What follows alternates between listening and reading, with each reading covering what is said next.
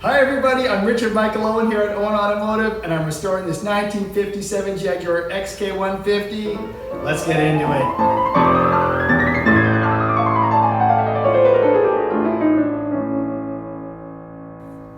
Okay, continuing on from last episode, I still got to strip out the interior here. We have this instrument panel to deal with, and it is a thing of beauty. I just love the layout and the way these gauges look. Isn't it just so lovely? So now I just have these 3 bolts here, right, like this, and I'm gonna just drop it down on this box, and we'll see what the wiring harness looks like. I'm also gonna have to have a look at this turn signal. It's really sloppy in there, and I think it's supposed to pneumatically kick back, and it sort of does its thing, but I think we're gonna need to work on that because it just stays stuck where it is. I can see it kind of moving back there. Anyhow, let's see what it looks like.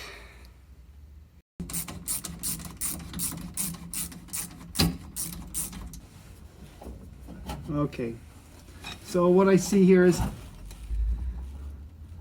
I gotta unhook this safety gauge. It has some hard lines coming to it. So let's do that. Yeah, for that safety gauge, I really gotta respect the stator tube. It's full of ether and it's quite fragile, so I don't want to damage it trying to pull that gauge out. So I'm gonna need to remove it out of the water jacket here. There's a bulb here in the water jacket that heats up the ether and makes it expand. And you can see the stator tube running all the way down through here and through to the firewall. And I have a bit of room here, but I just want to be careful with it, the gauge and the stator tube. It's an expensive fix if I spoil the stator tube. So I'm going to try my best to respect what we have here and not have to make any additional repair. Okay, now we're clear. Maybe. Do I have a lower support? I have a lower support. Okay, this is as far down as I'm going to be able to bring this instrument panel. It's not like the E-Type. They didn't provide enough wiring to actually push it all the way down. I'm limited by my ignition wires down here right now.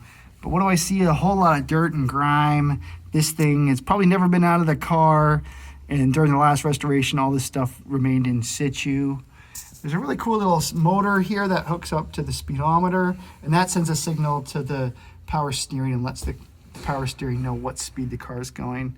So I'm going to have to start unhooking these wires as you see it here until I can get it flat and we can have a better look. Here we have some success. So I was able to get that instrument panel straight down into a much more serviceable spot here. And the trick was to remove this bracket from below, and the whole unit kind of tucks in and down behind the brackets. So that's the way to get it down. It's on the limit of a lot of the wiring here. You can see I just barely have enough wire to reach this ground stud. So now I got to clean it up and take pictures as I slowly disconnect it. And then once we have this out of the car, I think that's it. It's pretty barren, just a bunch of brackets and the pedals. So we're gonna move on to the engine bay. Okay, just trying to disconnect this gauge panel, and I really have to take note of the wiring. What I've been doing is stripping down the sheathing so I can note the color and where it goes for these switches, and I think this is the wiper switch, but it's kind of a mess, and I don't get any color till I dug really deep behind the sheathing. So what I'm gonna do is I'm gonna buck it off right here, and now what I'll be able to do is take it to the bench and figure out what goes where. Let's look at the dashboard, and it has this interior light switch that just acts on a push. It's a pretty ingenious design. It has a bit of a cam on the back that rotates and bridges the contacts. That's pretty sweet. Definitely a switch from the 50s. We don't see anything like this on the E-Types. Yeah, these lock rings are really easily removed with this tool. For a while it was available on Moss Motors, and it just makes the job so much easier. This one's pretty tight. Oh, I gotta watch that one. Take all the gauges out. The safety gauge looks nice and new, but all the rest look really scungy. I'll probably use some paint stripper when I'm assembling them and just clean them up prior to assembly. Same with all the switches and stuff. So I'm just gonna pack these up and we're gonna move on. On second thought, I think I have to deal with this blinker switch. It's pneumatically controlled. My dad says there's a leather seal in there and a spring. So let's have a look at that, just in case we need to order some parts or find another.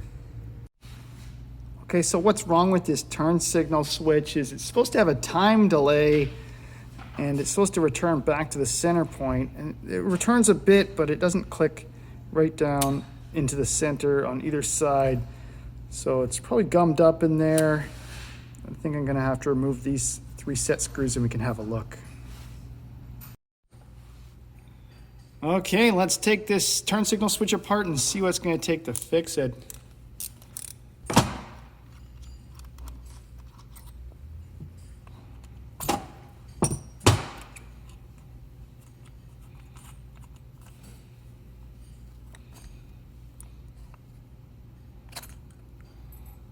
Okay, so here's the electrical circuit. You can see it just sends power to the left or right side.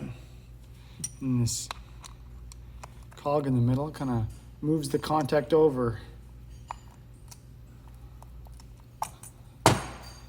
Okay, it's a pretty smart design. All the electrical connections are tied into the screws that hold it together. I like that.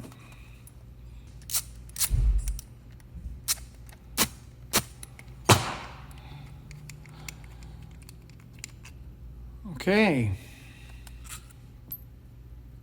Okay, so the knob here is actually hooked up to this little rod.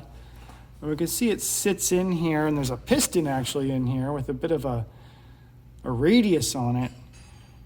And what that does is when the knob turns, it pushes down this piston. And then when it turns back up, it centers it. But the tension of the spring isn't enough to overcome the friction of the seal in here, which is this leather seal. So we'll lubricate that seal and just try again. One other thing to note is that there's a grub screw here at the end, which I've already loosened. And there's a bit of cotton or felt in here. And depending on how tight you tension that felt or cotton, it'll control the airflow pushing the piston in or out. So I'll just try lubricating this seal and we'll see if this works. Get it all the way down. Okay, well, seems like I'm probably gonna have to look at the performance now of the leather seal, because it didn't seem like it was sealing very nice against the body. And probably think about putting a new leather seal in. Anyways, I've wasted way too much time on this blanker unit, but you guys have an idea of what's going on and the finicky process that it's gonna take to get it right. And I'm probably gonna have to put a new leather seal in this one. So with all that dashboard out, we can really get a good look at how this XK is constructed. And like many, many British cars, it has a huge big box steel section that adds a lot of strength to the upper part of the body. It's probably similar to the drop head coupes and roadsters. There's a bit of wood down and in here, just providing a fastening point, but you can see the layers of metal here and how strong this must be. One of the challenging parts is all these cables, all this wiring, it has to go through 3 holes, so it's a bit finicky to take in and out. And there's some vents here and a heater hiding down below. So yeah, I'm gonna have to deal with the cooling system, get it drained, and then we can get this heater out of here. One thing I'll say about this heater, it has a weird tap. Let's go over to the engine. Here's that heater valve. It controls the water that goes into the heater on the inside there. And I'm not sure if it's factory or aftermarket. I see this bracket and these hex standoffs, and I'm not quite sure. Is that original fit? Maybe somebody on the internet knows. But we got a really, really short hose there, and it seems pretty tidy. It looks good, so I'm wondering, is this original? Can you guys let me know? Either way, I'm gonna have to drain all the coolant out of the motor, and then we can get this system out of here. Okay, got all the cooling pipes disconnected. I took this valve out. It has this pretty hideous looking bracket, so hopefully we can buy one or have one made that looks a little better than that, because it sits right at the top of the engine. Yeah, with it all disconnected, let's see what this heater's like. Okay, let's see what we got here. typical round radiator. These things always leak and they're all totally irreplaceable. See the fan motor here on the back and the wiring. And at some point it's been leaking because look at the rust here. So that's not a good sign. But a pretty neat piece though. You see it says Smith's. I can't quite read the model number. It says R200 maybe? Yeah, neat piece though. You can see the coolant pipes here. They go right through the firewall.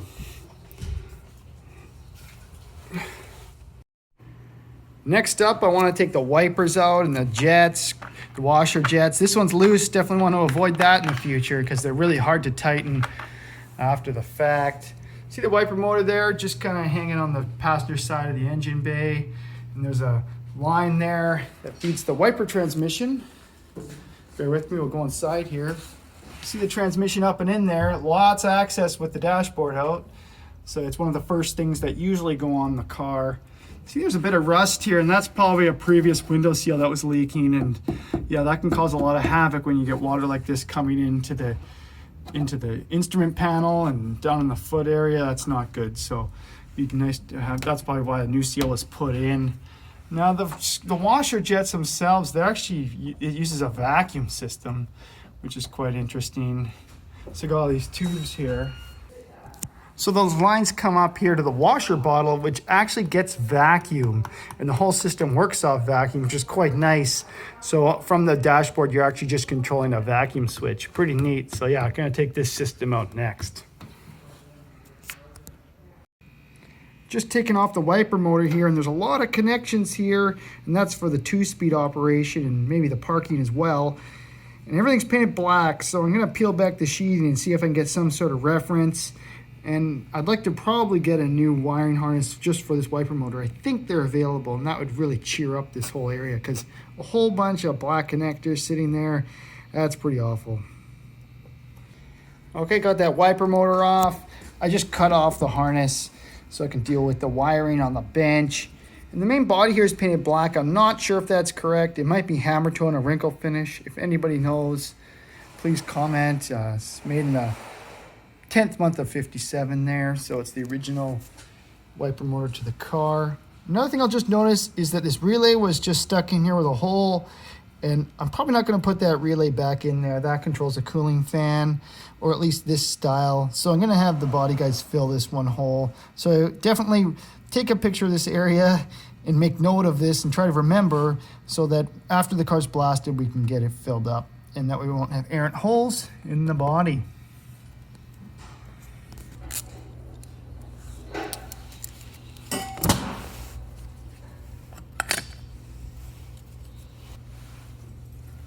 Look at that, there's a lot going on in there.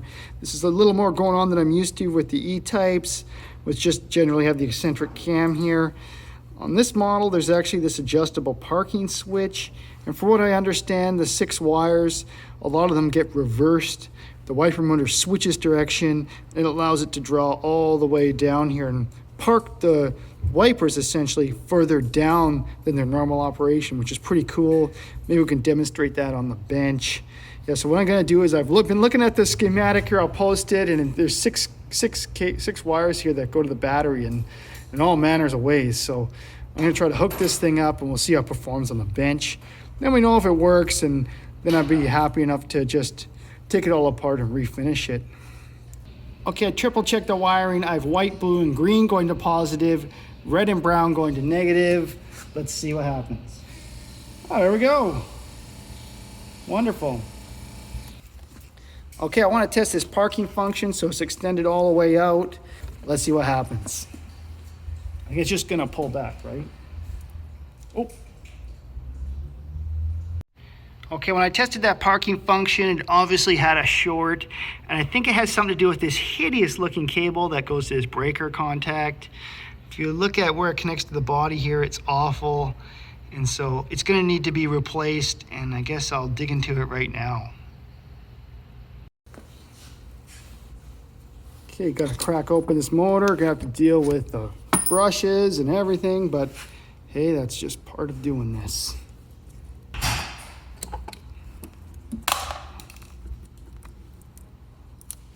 Okay.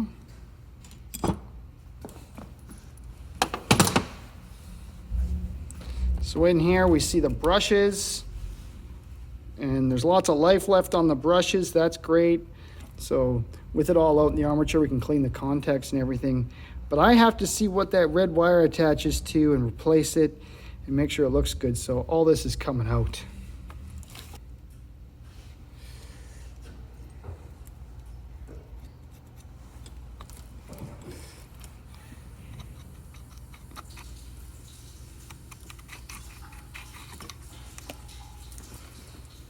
Uh-oh.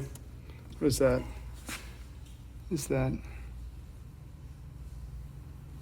Not sure what this little contact is that came out. Yeah, that little pad that came off may have been at the end of the armature. You know, the video might show it.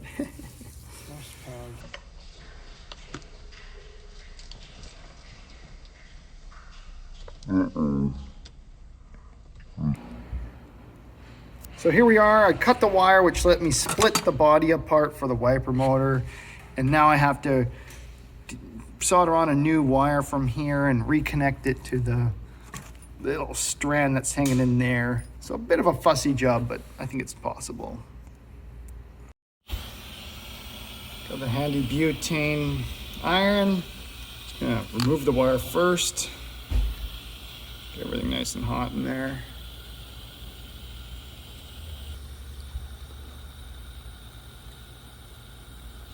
There we go.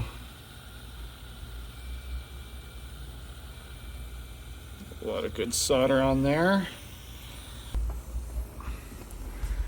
Might try to do it one more time and see if I can just set it down in place. If it wasn't sideways, this would be way better.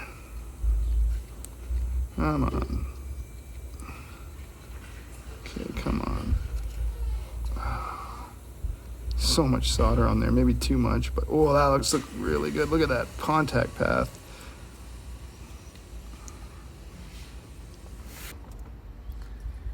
That was a little tricky, but not impossible. Had to make a connection inside the body there. Soldered the connection and got some shrink tube around that. So I know this wire is very well insulated. You can see where I just attached it to the main switch there. So now I'm gonna reassemble this and let's see if it performs. Okay, I think I got it now. I hooked up the switch. I figured out what all these wires were because I can't really color code them here. They've all faded too much, but I looked at a diagram. I was able to figure out based on the numbering system what these wires were. So I married those to the wiper motor. We fixed that one wire here and we got a working motor. Check this out. So we got low speed, high speed. When we turn it off, it should switch directions and park. There we are. That's it. Okay, finally made my decision on what to do with this wiper motor and how to refinish it. And my approach really was just to clean what we have and preserve what we have, not blasting these parts, not taking this apart. It's very complicated to put back together, but just cleaning it up, re-greasing this and putting it back together, this body. I'm not gonna touch this. It has this old original patina. It's the original finished aluminum. If I took that to sandblasting, it would look totally different. It wouldn't look right at all. Neither would any of this pot metal. So yeah, I just painted the body black. I think it was originally wrinkle finish, but for the time and effort to take all the wiring out and unsolder it from this riveted spot right here, it's just not worth it. Just gonna paint it black, put it back in the car. It's gonna look lovely and it's gonna operate. And that's another point I just wanna make is that I went through this process so I can understand how this works. So when it comes time to putting back on the car, I know I'm gonna get it right and it's gonna be a working unit.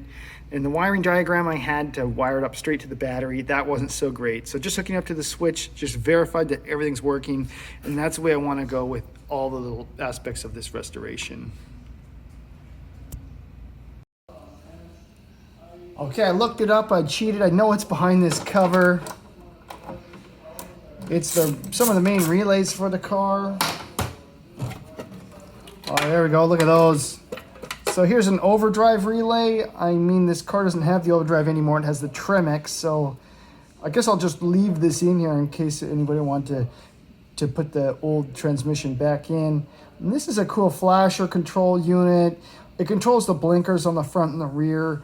and whether or not they blink, especially in the rear with whether the brakes depressed or not. So that's a control box. We see those in Heelys too. So yeah, these are gonna have to come out.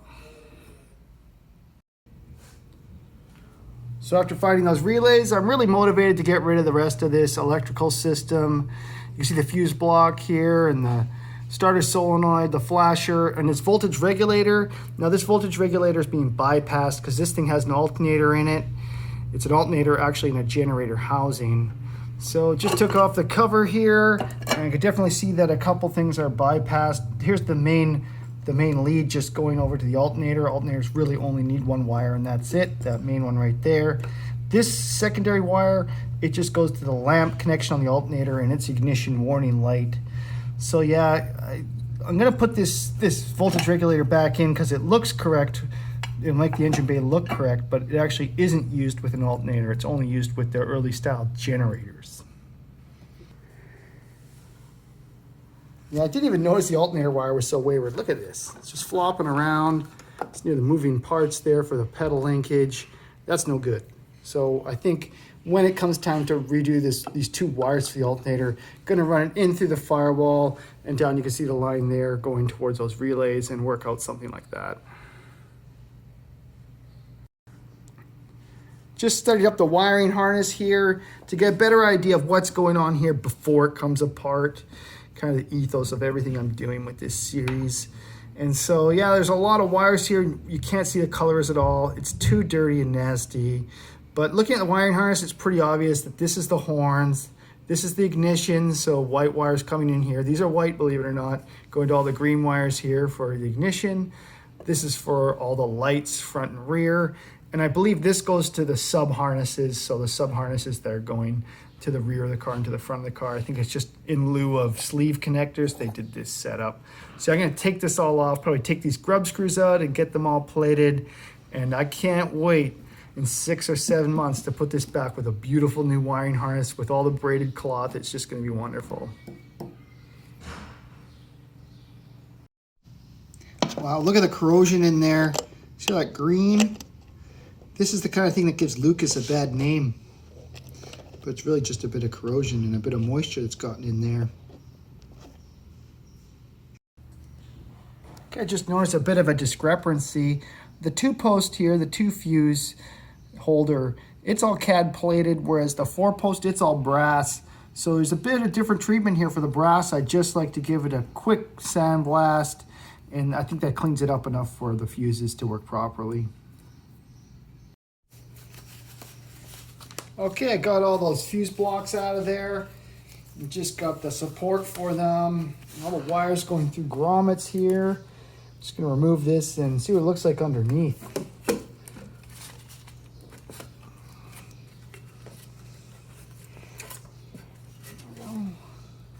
Shiny black. Yep, shiny black paint. Had a look here at the connections here at the back on that unfused block, and basically what that's doing is bridging the body harnesses to the main harness here poking through the firewall. And if I just shake the rear one a bit, you can kind of see it's these right 4 connections. If I shake the one going to the front, it definitely was on the left side. So I'll try to mimic that when it all goes back together. Look at that starter solenoid in there, dated 8th month of 57. It's lasted all of 60 years, and I'm gonna put it back for hopefully another 60. Awesome. Making lots of progress. Look at that, all that electrical's out near the passenger side. The throttle linkage is off the firewall. Got the condenser gone here. You can kind of see this alternator housing a generator down here and some of the brackets. But next I really want to take this radiator system out. Yeah, the condenser and this line, they're not coming out without the rad coming out. So I'm going to try to bring it over the top here and try to obstruct the camera too much.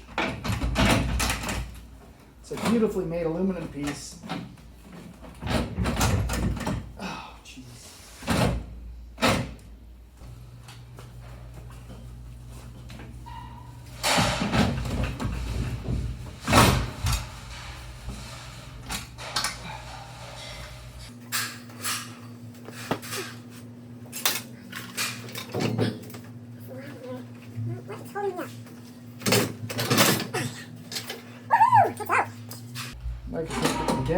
this way.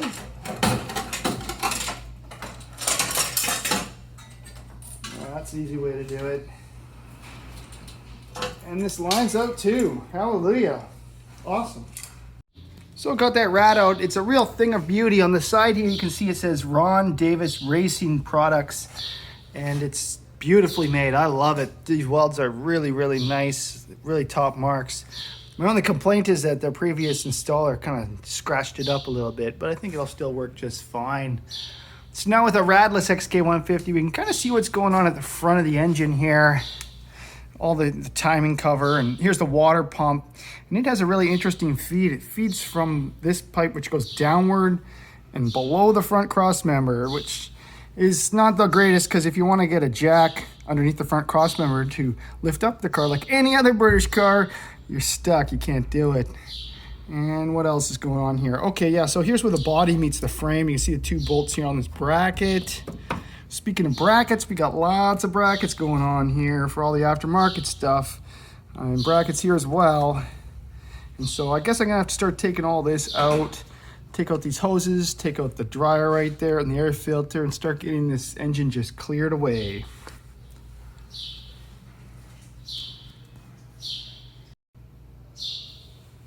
Okay, gonna take this headlight pod out, and what I'm really looking for is rust in behind there, so let's see what we get.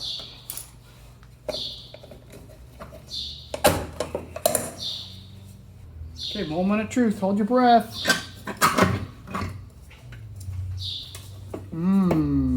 Look at that. So it's eating away a bit here. I'll take this pot out. We'll get a closer look. Okay, get a better look, and here's where these things just rust out. I don't think this one's going all the way through, but it doesn't look that great. And I think to get a real good idea of what we have here, it's gonna have to be blasted. Just move my light here. So it looks pretty good all the way up in and around. And for the most part, it's almost guaranteed that when you do a restoration on these pods have to come out. They're all spot welded all the way along. And then they have to be lead filled all the way along. It's a huge, big job. And if I can't keep this one original, I will. Although I do see that right there? A little bit of, yeah, I don't know about these pods, but we'll see what it looks like after blasting. But yeah, this is pretty interesting. You get a rust-free car and you definitely find rust in certain spots on these. If they just put a little drain in here, this would never happen. What it does is it just fills up with water and corrodes out the area. Okay, finished with the driver's side. The passenger side does look a little better. There's less corrosion in this pod. It's also known as the nacelle, and it's pretty common to have to replace these things during a full restoration, but there's not a lot of corrosion way down deep in there. So I'm hoping that after sandblasting, we'll just be able to save this, save the metal, and save the lead, and keep it original. But if worse comes to worse, we're gonna have to take this nacelle panel off, the whole pod, and replace them. And maybe even make a jig like this one that they had at the factory so that everything's lined up and my headlights aren't pointed 2 different directions. So these are called the telltale side lights. You can see a lot of corrosion in there too. I'm not really happy about that. And it's the result really of moisture just going down that screw hole and nowhere to go. So it just fills up with moisture and rusts out completely. And I'm pretty sure that every car that hasn't had a full restoration shows a little bit of rust in the nacelle headlight pod and the telltale side light. So yeah, hopefully, fingers crossed, that after we blast it, it'll all look really good. Well, that does it for this episode of the Jaguar XK150. As always, thanks for watching, everybody. I love to hear from you. And yeah, if you have any tips, tricks, comments, or trade secrets, please, I'd love to read your comments and share the knowledge. This is going to be a big project, and I can't do it without you guys. So that's it. We're done. Thanks for watching. See you later, everybody. Bye-bye.